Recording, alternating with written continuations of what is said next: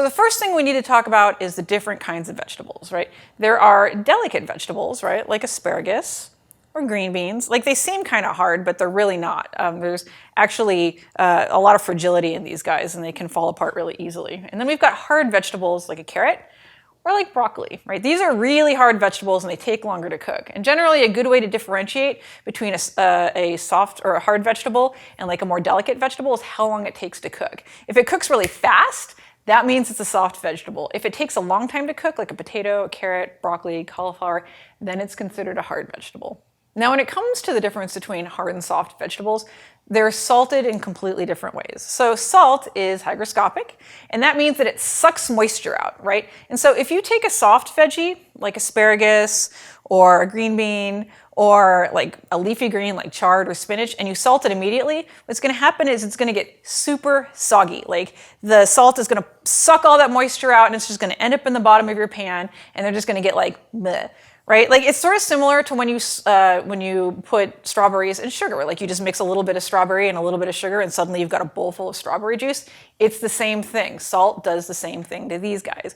And so when you're cooking with softer veggies, more fragile veggies like these or leafy greens, you generally want to salt them at the very end of cooking. Because if you salt them at the beginning, what happens is they spit out all their moisture and then they end up steaming in your frying pan. And instead of sauteing and get that beautiful brown like tastiness where it comes in contact with the pan, they just end up steamed and limp and lifeless and they get kind of stringy and you can almost tie them in a knot and they're just not that good. Like they lose the good texture, they don't have any crunch, and they're just kind of like meh, watery tasting.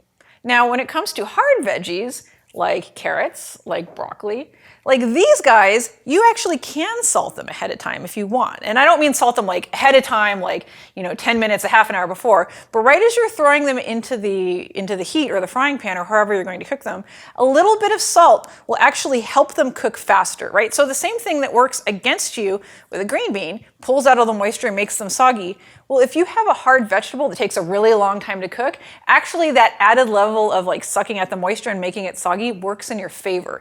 Because if you're cooking broccoli or cauliflower or carrots, like it can take a little while to cook them, like to the point where you're like, derp to derp, still cooking, push them around the pan, burnt, boink, still hard. But if you salt them right when you throw them in the pan, it'll actually soften them just a little bit faster and make the whole cooking process go faster. Now, another way to deal with veggies like this that are hard, but you also want to kind of keep them looking nice and green, like this broccoli, is you can blanch them ahead of time. And what blanching is, it's basically par cooking them. It's super simple, and I'm going to show you how to do it in a later lesson. But what you do is you take a pot of salted boiling water, and you want a good amount of salt in there, like if you're using 4 quarts of water, like I would do like 2 tablespoons of salt. And what you do is you throw the vegetables in the bubbling, fast boiling water, and you only let them boil for like 30 seconds, maybe a minute, depending on the vegetable, right? So if it's broccoli, because you've got the little like flowers on the florets, like you want them to stay intact, so you don't want to boil the holy hell out of them, right? But you still want like this hard stem part to soften up. Or if you're doing cauliflower, which is hard all over, you can actually boil them a little bit longer because cauliflower is really hardy. But what you do is you basically drop these in the boiling water and then you wait. Like do not walk away, just wait and watch them. And they will suddenly turn bright green, like it's like the light of God himself is shining on this little broccoli floret and it's like so beautifully green. And that's when you fish them out. And what you do is you take a slotted spoon, you pull them out and you immediately put them in a bowl of ice water. And I'm talking like ice water with ice in it. What happens is that that ice water immediately stops the cooking. And what you have then is like par cooked vegetables. And this is how restaurants do their vegetables. And what they do is they par cook them, they blanch them, and then they put them off to the side. And when somebody is ready to order them, they throw them in a frying pan and they saute them really fast and brown them for extra flavor. And then they serve them and they saute in like half the time because they've already been halfway cooked. But the best part about blanching is that it keeps that beautiful green color. Because if you throw this little guy in a frying pan, right, like it's going to sit like that on the frying pan, and that's the only place that's really getting heated. And then you're going to flip it over, and then this part is getting heated. And all of this is not getting heated anymore because it's no longer in contact with the pan. So it's not going to turn a big, beautiful, bright green as much as it were if you blanched it. because when you blanch it and you throw it in the boiling water, the entire thing is like touching the hot water, so it turns green in a uniform manner. And like, you can also do this ahead of time, right? So you can like blanch your veggies in the morning, you can blanch your veggies a few days ahead of time, throw them in the fridge in a plastic container, and then just grab them on like a busy weeknight, saute them up in like, 10 minutes for dinner, and you're ready to go. So when it comes to cooking veggies, hard veggies and soft veggies cook a little differently too. You want to cook them both over really high heat, because what you want is browning, right? So if you have a little bit of oil in your pan and you put this green bean in the pan, where it's touching the pan is actually going to start to blister up and become really good. You don't want to burn them, but you do want them to brown, and that a little bit of blistering is actually perfectly fine. The thing is, with a green bean like this, like you're going to throw it in a hot pan, it's going to cook through really quickly because it's a soft vegetable. This guy, he's a little bit harder. If it's not blanched, you're going to throw it in a hot frying pan and it's going to burn actually before the rest of it actually cooks through, which is a real problem. And that's a whole other reason why I really promote blanching as a cooking method. Not only does it make cooking time easier, but it allows for more thorough cooking, because with a little thing of broccoli like this, the florets cook, or the little flowers cook really fast. This takes a long time. If you blanch it ahead of time, you have a much better chance of it all cooking evenly.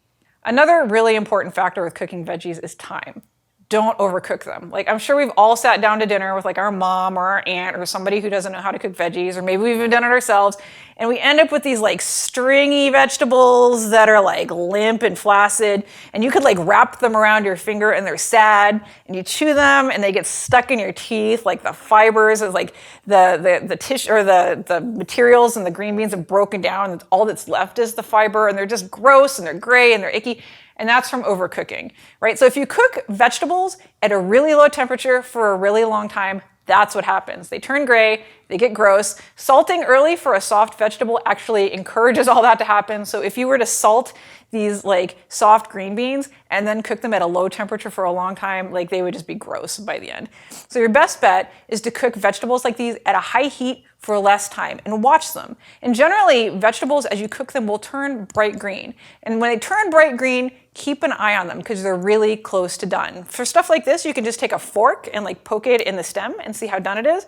For things like this, you can just grab it and break it. What the goal is to have it stay crispy. You want all of your veggies to be crispy. You never want them to be soft. You never want them to be like soggy. So the goal is, as soon as they're bright green and crispy and just barely cooked through, that's when you pull them off the heat. And then you set them aside, and they're gonna keep cooking for like 2 or 3 minutes afterwards. So if you pull them off right about the time they're done, by the time you let them sit there for a few minutes, they'll be completely cooked through and perfect.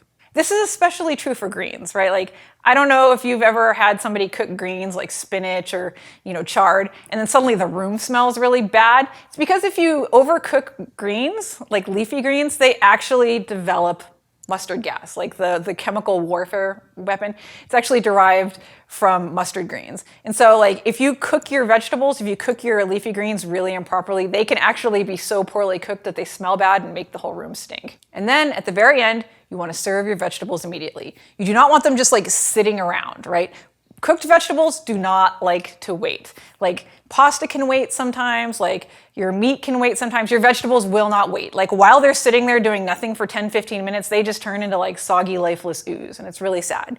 So you want your vegetables to generally be the last thing you cook. And as I said before, the more they sit there, they're going to keep cooking through for an extra minute or two. And that actually happens naturally as you serve them. So you've got your plate put together, you put your vegetables onto your plate. It takes a minute to grab your fork, your knife, to move the vegetable or to move the plate from the counter to the table, to sit down and say hi to everybody. And in that minute or 2 minutes, like your vegetables have actually eased into the perfect spot for eating. They're still warm, they're perfectly crispy, they've still got all their flavor, they've still got all their texture, and they're ready to go. And then, if you really want extra salt, that's the time to add it. Like, if you remember what I said, if it's a hard vegetable, it's okay to salt it a little bit ahead of time because they're hard vegetables and they need to soften, and that helps them a little bit. If it's a soft vegetable, you do not want to salt it ahead of time. The time to salt soft vegetables is right before you pull it out of the pan or right as you put it on the plate. You just sprinkle them with a little bit of salt, give them a good toss, eat them, and they're ready to go. If you salt any earlier than that, it can cause problems. Even if they're already cooked, if you salt your vegetables and just let them sit there, all that salt's gonna pull out all the moisture and just like leave it in a puddle on your plate. And you'll end up with like sad, limp veggies, and nobody really wants that, right?